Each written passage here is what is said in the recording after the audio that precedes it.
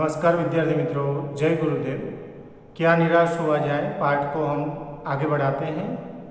हुआ ये कि इस देश के कोटि कोटि दरिद्र जनों की हीन अवस्था को दूर करने के लिए ऐसे अनेक कायदे कानून बनाए गए हैं।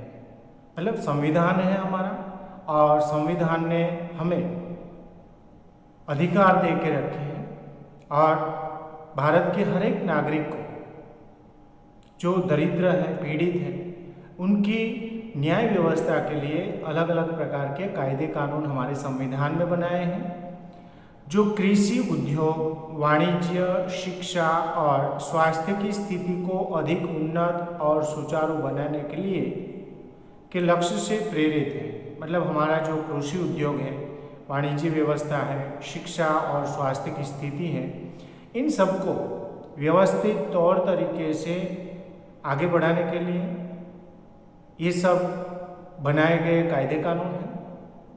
परंतु जिन लोगों को इन कार्यों में लगना है, उनका मन हर समय पवित्र नहीं होता। मतलब ये जो कायदे कानून हैं हमारे, उन कायदे कानून को लागू करने के लिए जिनको काम करना है, वो लोग हमेशा कार्यरत नहीं होते।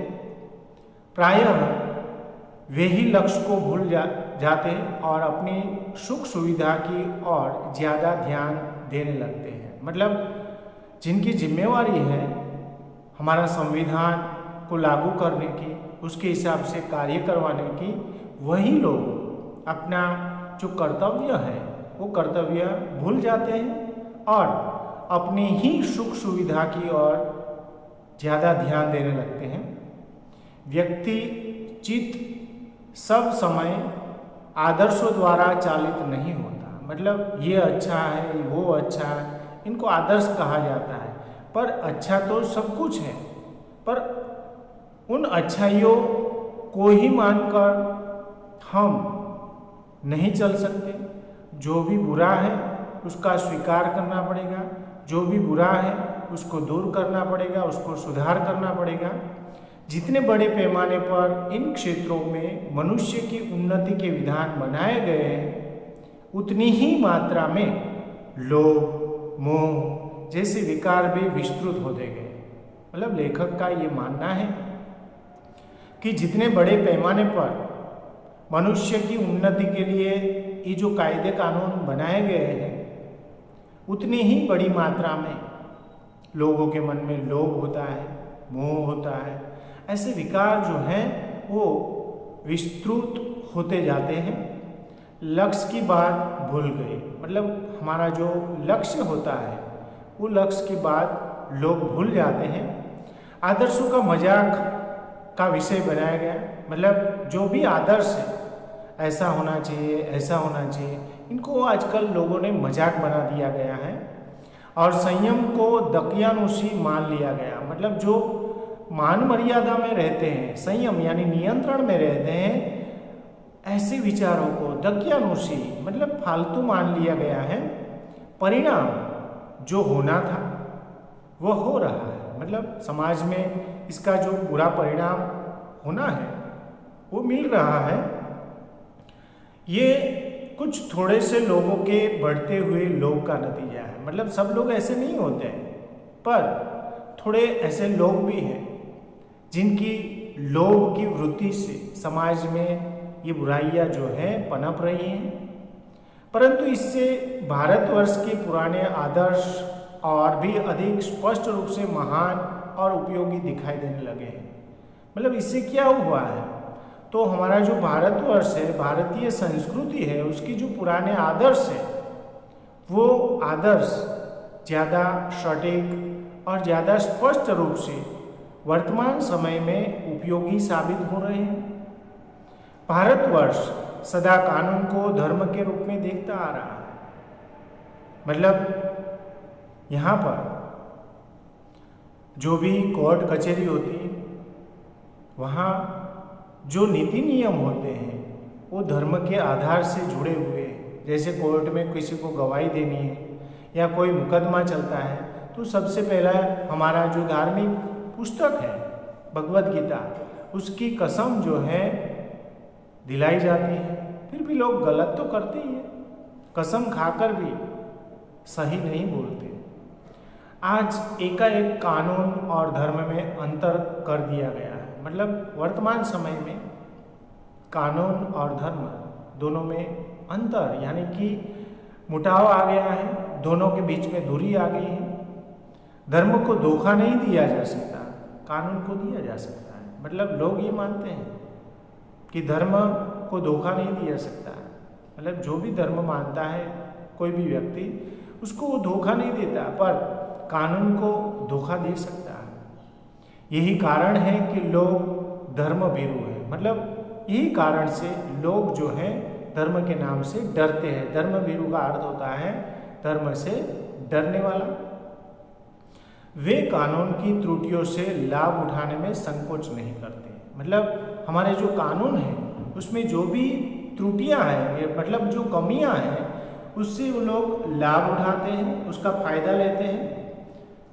इस बात के पर्याप्त प्रमाण खोजे जा सकते हैं कि समाज के ऊपरी वर्ग में चाहे जो भी होता रहा हो, भीतर भीतर भारतवर्ष अब भी ये अनुभव कर रहा है कि धर्म कानून से बड़ी चीज है। लेखक का मानना है कि इसके पर्याप्त परिणाम जो है, मतलब उसके जो आधार है वो अभी हमारी संस्कृति में मौजूद है कि समाज के ऊपरी वर्ग में जो भी हो रहा हो, पर भीतर भीतर मतलब आज भी अंदर से भारतवर्ष ये अनुभव कर रहा है कि धर्म कानून से बड़ी चीज है। मतलब धर्म से लोग डरते हैं। अब भी सेवा, ईमानदारी, सच्चाई और आध्यात्मिकता के मूल्य बने हैं। मतलब लेखक मानते हैं कि लोग सेवा करना जानते हैं, कई लोग ईमानदारी से काम भी करते हैं, सच भी बोलते हैं। आध्यात्मिकता के ये मूल्य हैं जो कहीं ना कहीं हमें देखने को मिलते हैं। वे दब अवश्य गए, मतलब सब जगह ये नहीं होते। हर व्यक्ति इन नियमों का पालन नहीं कर सकता, करता भी नहीं है। मतलब वे दब अवश्य गए हैं लेकिन नष्ट नहीं हुए। जो समाप्त हो जाना चाहिए वो समाप्त नहीं हुआ है। अभी भी हमारी संस्कृति के ये मूल्य कहीं न कहीं जीवित हैं। आज भी वह मनुष्य से प्रेम करता है। मतलब लेखक बात करते हैं कि आज भी वह मनुष्य से प्रेम करता है, महिलाओं का सम्मान करता है, झूठ और चोरी को गलत समझता है। मतलब जो भी ये नीति नियमों का पालन करता है वो मनुष्य का आदर करता है, उससे प्रेम करता है। जो स्त्रियां होती है, महिलाएं होती हैं, उनका भी वो सम्मान करना जानता है, झूठ और चोरी को गलत समझता है, दूसरे को पीड़ा पहुंचाने को पाप समझता है। मतलब वो गलती से भी दूसरे को पीड़ा नहीं देता। हर आदमी अपने व्यक्तिगत जीवन में इस बात का अनुभव करता है। मतलब जो भी व्यक्ति है वो अपने व्यक्तिगत जीवन में इन बातों का तो ध्यान रखता ही है। समाचार पत्रों में जो भ्रष्टाचार के प्रति इतना आक्रोश है वह यही साबित करता है कि हम ऐसी चीज़ों को गलत समझते हैं। मतलब जो भी हमारे अखबार चलते हैं उनमें इन सभी बातों का जिक्र होता है, तो इस बात का ये प्रमाण है कि हम इन चीज़ों को, ऐसी बातों को गलत मानते हैं, गलत समझते हैं और समाज से उन तत्वों की प्रतिष्ठा कम करना चाहते हैं जो गलत तरीके से धन या मान संग्रह करते हैं। मतलब लेखक बताते हैं कि हम ऐसे लोगों की प्रतिष्ठा कम करना चाहते हैं या कर भी देते हैं जो लोग गलत तरीके से धन कमाते हैं या मान सम्मान प्राप्त करते हैं। दोषों का पर्दाफाश करना बुरी बात नहीं है। मतलब जो भी दोषित है उनको समाज के सामने लाना ये गलत बात नहीं है, बुरी भी नहीं है। बुराई ये मालूम होती है कि किसी के आचरण के गलत पक्ष को उद्घाटित करते समय उसमें रस लिया जाता है। मतलब कोई व्यक्ति का अगर खराब आचरण है, गलत आचरण है और उसको उद्घाटित करना है, मतलब लोगों के सामने लाना है, तो सब लोग उसमें रस लेते हैं। मतलब मजा लेते हैं और दोषोद्घाटन को एकमात्र कर्तव्य मान लिया जाता है। मतलब दूसरों की गलतियों को लोगों के सामने लाना लोग अपना एकमात्र कर्तव्य मान लेते हैं। बुराई में रस लेना बुरी बात है, मतलब दूसरे की बुराई करना, बुराई में रस लेना ये गलत बात है। अच्छाई को उतना ही रस लेकर उजागर न करना और भी बुरी बात है। मतलब समाज में अच्छी बातें भी हैं और इन अच्छी बातों को लोगों के सामने न लाना ये तो उससे भी ज़्यादा गलत बात है।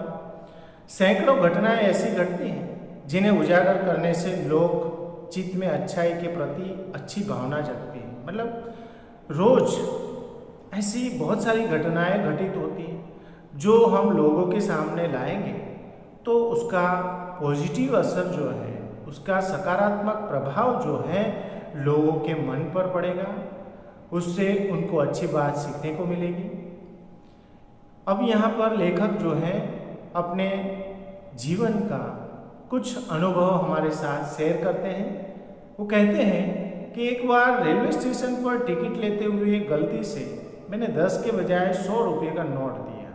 उन्होंने कहीं यात्रा करनी होगी तो गलती से 10 रुपये की जगह पर 100 का नोट दे देते हैं और मैं जल्दी जल्दी गाड़ी में आकर बैठ गया। मतलब वो अपने जो गाड़ी में जाना था उसमें आकर बैठ जाते हैं।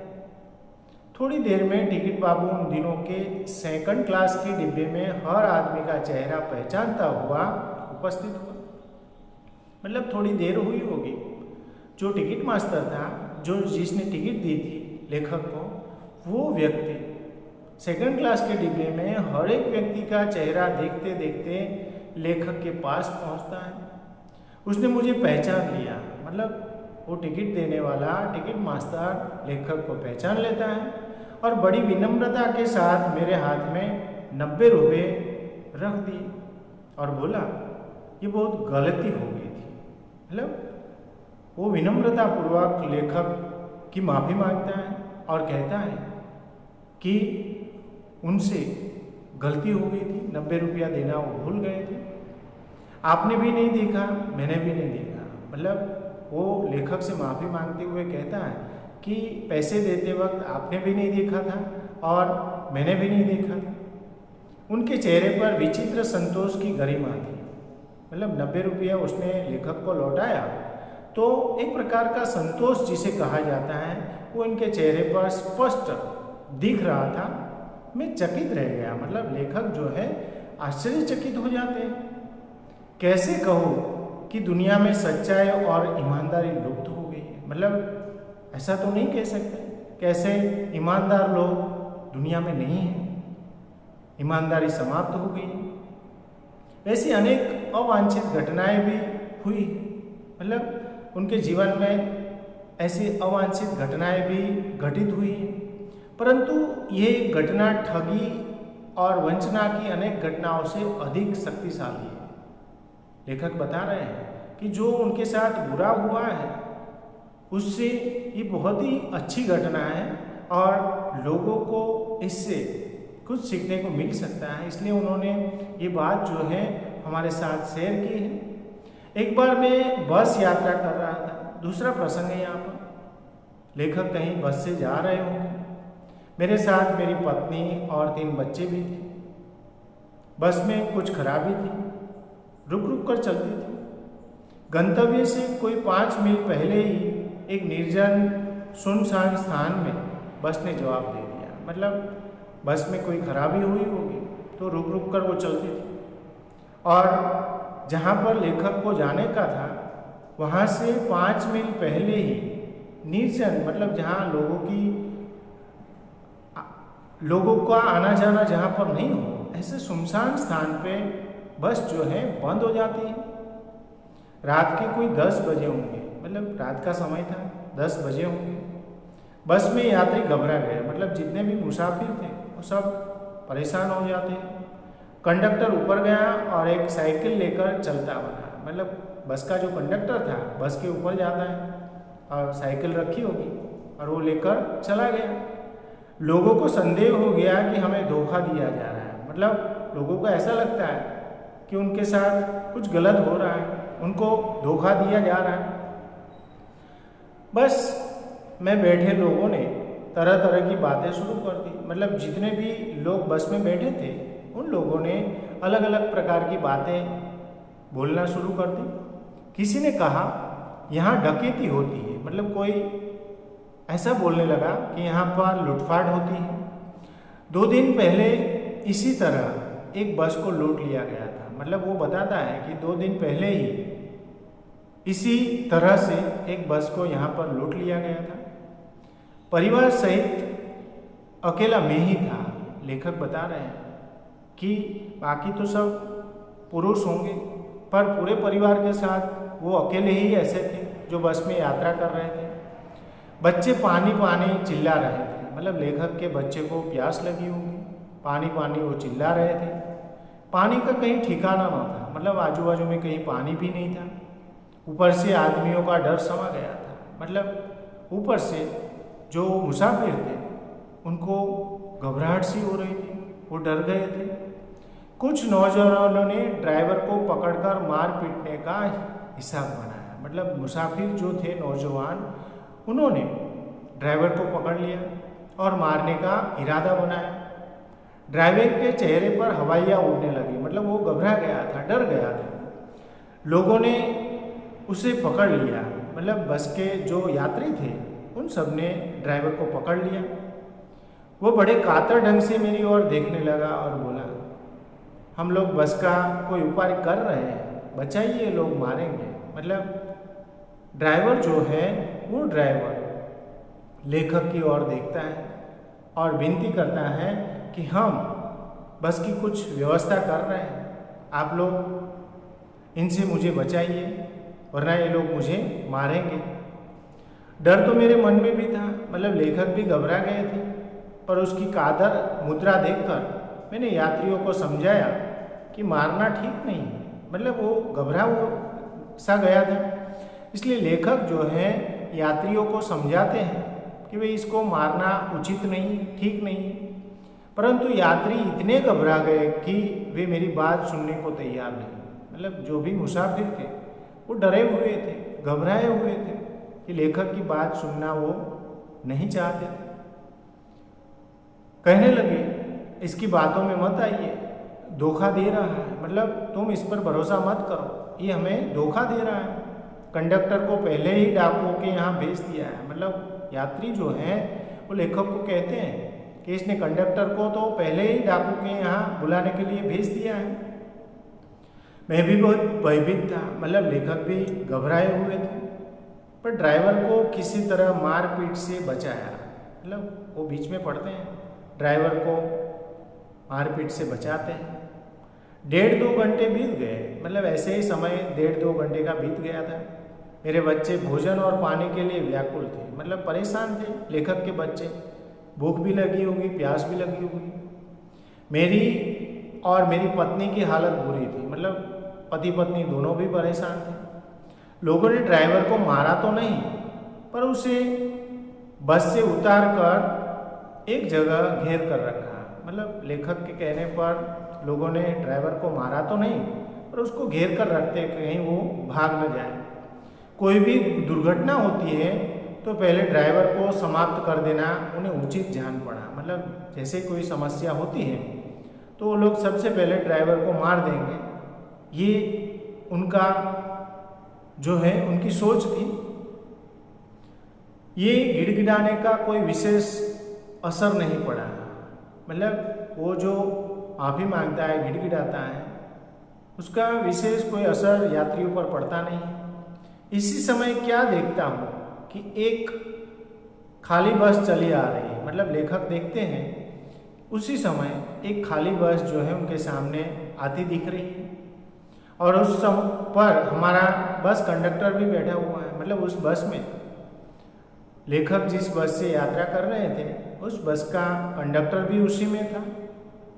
उसने आते ही कहा, अड्डे से नई बस लाया। मतलब वो बस स्टॉप पे गया होगा और बस स्टैंड से नई बस लेकर वो आया था।